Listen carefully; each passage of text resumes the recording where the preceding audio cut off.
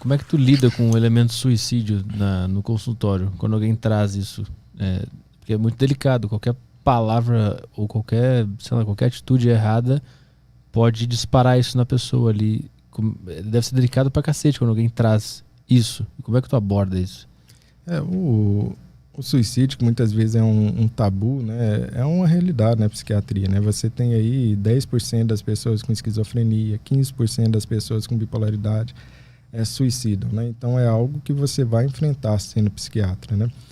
A primeira coisa que você tem que pensar é que o suicídio é fruto de desesperança. A pessoa perdeu a esperança.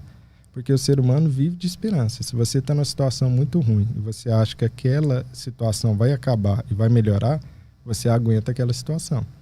Se você está numa situação muito ruim e você não vê esperança de melhora, você acha que aquilo ali não vai melhorar, que dali é só piorar, aí você está num ponto muito perigoso. Tanto é que uma das perguntas que eu mais uso para avaliar o risco de suicídio é o quê? Você tem esperança de que isso vai passar? A maioria das pessoas vai falar, não, tá ruim demais, mas eu tenho esperança que vou melhorar, em algum momento eu melhoro. Quando a pessoa diz que não tem esperança, aí você tem um ponto delicado e um ponto difícil, que você vai precisar proteger aquela pessoa de alguma maneira, né? Ou chamando os familiares, né, para acolher e dizer do risco que aquela pessoa está correndo. Em casos mais extremos, você vai precisar internar, mas na maioria das vezes não, né? E outro ponto é não ficar tendo medo de falar para a pessoa se ela está pensando nisso ou não, né? Porque muitas vezes o pessoal fica cheio de dedo achando que se eu pergunto para a pessoa, você quer se matar? A pessoa vai dar ideia para a pessoa. Isso não existe, ninguém tem ideia. Sim. É uma atitude tão drástica, tão complicada, que a pessoa não vai ter uma ideia do nada porque você falou isso. Você precisa avaliar aquele risco que ela está submetida até para proteger essa pessoa.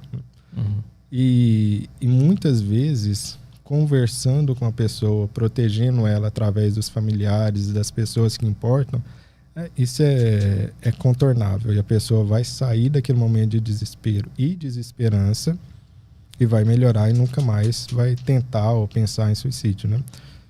O que é uma realidade, que é importante a gente dizer. 90% das pessoas que tentam suicídio nunca mais tentam novamente. Nunca mais, né? Por quê? Porque viram que isso foi algo no desespero e na desesperança, né? E ao melhorar daquilo, encontram um propósito, encontram uma melhora, né? Nunca é algo que a pessoa está em sã consciência. Ela está sofrendo de alguma maneira, ou com a depressão, ou com qualquer outro tipo, né, de bipolaridade, ou esquizofrenia. Algo está acontecendo para ela considerar isso. Algo está acontecendo. Mas onde é que tu enxerga o ponto de... eu estou conversando com essa pessoa, ela disse que não tem esperança. Tá, eu posso continuar conversando com ela ou eu tenho que acionar os familiares? Quando é que tu percebe que o negócio está sério mesmo, que essa pessoa está correndo risco? Se ela não tem esperança, está correndo risco. Aí tu já aciona. Se ela falou que não tem esperança, tu já procura familiares. A gente tem uma escadinha, que primeiro é o seguinte, é uma escadinha de gravidade, por assim dizer. Primeiro é você pensar que seria melhor morrer do que viver, né? Então isso é um pensamento. Não necessariamente eu estou pensando em fazer algo contra mim, eu só estou pensando sobre isso, se é melhor ou não, né? Segundo ponto de gravidade seria o quê? Você pensar em se matar de verdade. Aí já é um segundo ponto de gravidade. Terceiro seria você planejar algo. Então eu estou planejando. E quarto seria o planejar estruturadamente. Então vou fazer isso, depois aquilo outro, depois aquilo outro. Então aí eu já tenho níveis de gravidade. A maioria das pessoas não vai chegar no planejamento. Mas se eu tenho planejamento e a pessoa não tem esperança, eu vou ter que atentar, abrir os olhos, né? Outras questões também a gente sabe que é fator de risco, né? Quais são fatores de risco? Ser homem, né?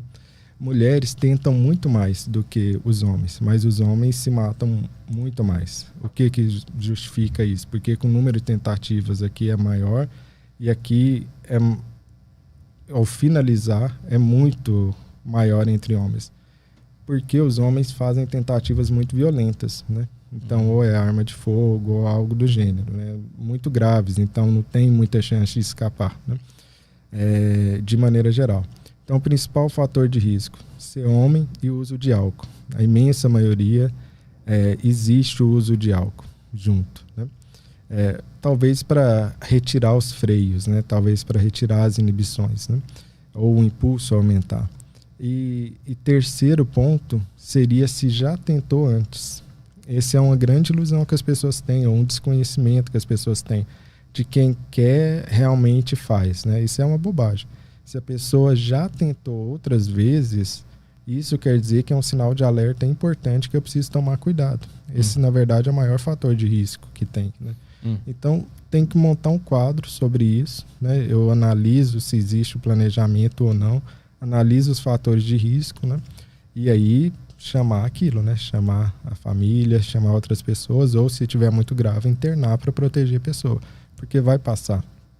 Se a pessoa é protegida, bem tratada no sentido com o medicamento correto, com o tratamento correto, aquela fase vai passar e ela vai ficar bem.